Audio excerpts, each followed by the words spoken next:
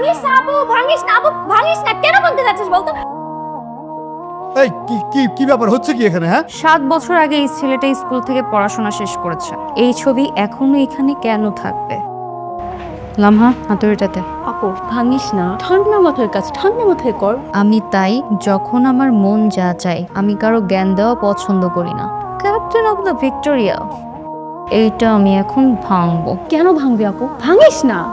তুই যে কথাটা বললি এটা জোরে বল, চিৎকার করে বল, যেন সবাই শুনতে পারে, সবাই জানুক আমি কি করতে পারি। আমি যে কাউরে ভয় পাই না এটার প্রমাণ হবে। আর যদি তুই চিল্লায় মানুষ জড়ো করতে না পারিস তাহলে এটা দিয়ে আমি তোরে ভাঙবো।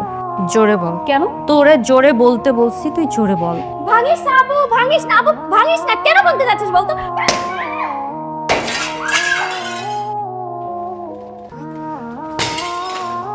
এই কি কি কি ব্যাপার হচ্ছে কি এখানে? হ্যাঁ 7 বছর আগে এই ছেলেটা স্কুল থেকে পড়াশোনা শেষ করেছে। এই ছবি এখনো এখানে কেন থাকবে? কারণ ও আমাদের বেস্ট স্টুডেন্ট ছিল।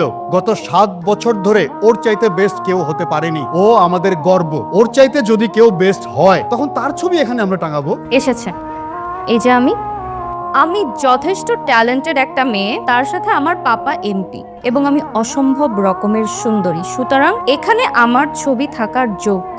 আমি তো ভেবেছিলাম স্কুল ড্রেস পরলে আমার সৌন্দর্য ফ্যাকাশ হয়ে যাবে, কিন্তু না, স্কুল ড্রেসও আমাকে অসম্ভব সুন্দর লাগছে। মানে একেবারে অপূর্ব, অসম্ভব সুন্দর একটা মেয়ে, যাকে বলে কুইন।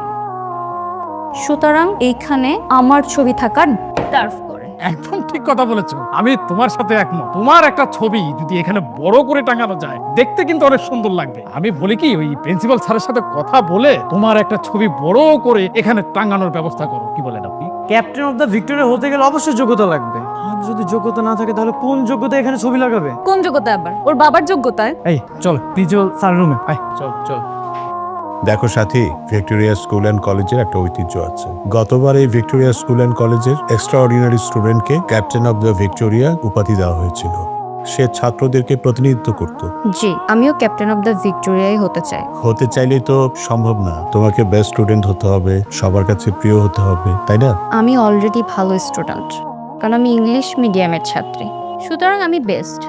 আর যদি বলেন নিয়ম কানুনের কথা, আমি অলরেডি স্কুল ইউনিফর্ম পরে এসেছি, তার মানে আমি নিয়ম কানুন সব মেনে চলছি। কিন্তু তুমি তো ক্যাপ্টেন অফ দ্য ভিক্টোরিয়ার বোর্ডটা ভেঙে নিয়ম ভঙ্গ করেছো। কারণ ওটা ওখানে থাকে ডিজার্ভ করে না, তাই ভেঙেছি। ওখানে আমার ছবি থাকবে।